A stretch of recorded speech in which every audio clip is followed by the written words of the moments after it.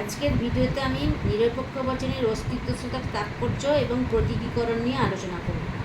আধুনিক প্রতীকীযুক্ত বিজ্ঞানের অন্যতম প্রতিষ্ঠাতা এবং অঙ্কশাস্ত্রবিদ জর্জ বুলের অভিমত অনুসারে আ এবং ও বচনের অস্তিত্বসূচক তাৎপর্য আছে, এ এবং ই বচনের অস্তিত্বসূচক তাৎপর্য নেই। যেমন আমি টেবিলের উপর বইটি রাখছি, এই কথাটির দ্বারা আমি কোনো কিছু যে রাখছি, কোনো কিছুর যে অস্তিত্ব আছে, এটা আমি বোঝাতে চাইছি। এখন বচনের অস্তিত্বসূচক তাৎপর্য বলতে বোঝায় বচনটি কোনো বিশেষ জাতীয় বস্তুর অস্তিত্ব ঘোষণা করে। যেমন আই বচন কোনো সৈনিক হয় বীর। এরূপ বচনে অন্তত একটি সৈন্য আছে যে বীর, এ কথাটা স্বীকার করা হচ্ছে। আবার ও বচনে কোনো সৈনিক নয় বীর। এরূপ বচনে এই স্বীকৃত হয় যে অন্ততপক্ষে একটি সৈন্য আছে যে বীর নয়। সুতরাং আ এবং ও বচনের উভয়েরই অস্তিত্বসূচক বচন। অপরপক্ষে সামান্য বচন যেমন কোনো বস্তুর অস্তিত্ব ঘোষণা করে। উদাহরণস্বরূপ যেমন সকল মানুষ হয় মরণশীল।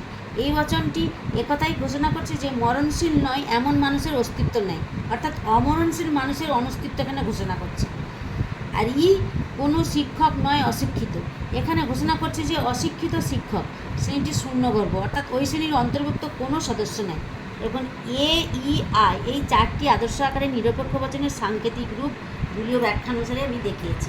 যেমন এ বচনের S P bar is equal to শূন্যগর্ভ, ই বচন এস পি ইজিক্যাল টু শূন্যগর্ভ, ও বচনের এস পি বার এটা শূন্যগর্ভ নয়, নাল চিহ্ন দ্বারা এটা বোঝানো হয়েছে। আই এস পি নাল চিহ্ন দ্বারা শূন্যগর্ভ নয়। নিরপেক্ষ বচনকে চিহ্নের দ্বারা রূপায়িত করে তা চিত্রের মাধ্যমে এখানে প্রকাশ করিয়েছে।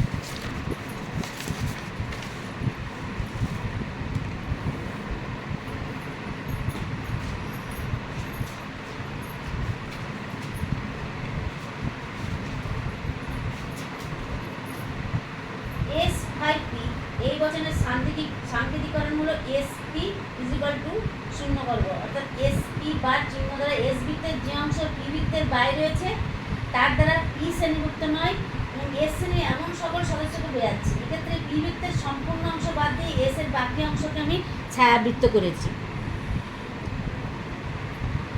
অনুরূপভাবে এস নয় পি বচনের সাংকেতিক রূপ হলো এস পি ইজিক্যাল টু শূন্যগর্ভ।